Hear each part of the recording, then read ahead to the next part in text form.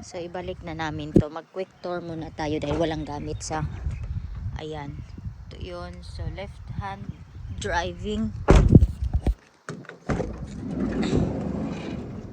So ganito siya sa loob. Ayan.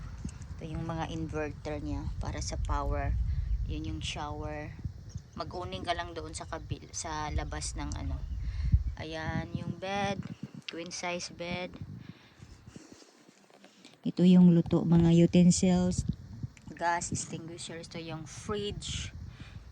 Ito yung burner. Tapos ihilahin mo lang to palabas kung magluto ka. Ayan yung awning or tent. So buksan mo to dito sa ano. Ito yung mukha niya. Ito.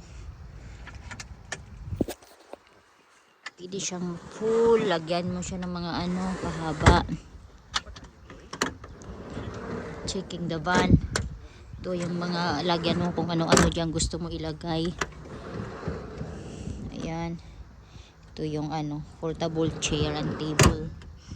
Ito basta lahat yan pwede siyang lagyan. So ganyan yung mukha ng camper van na Toyota Hiace.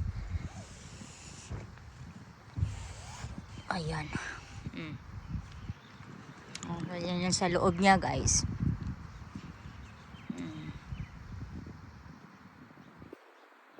Diba?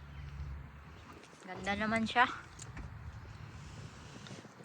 Pag matangkad ka nga lang, medyo mahirapan ka.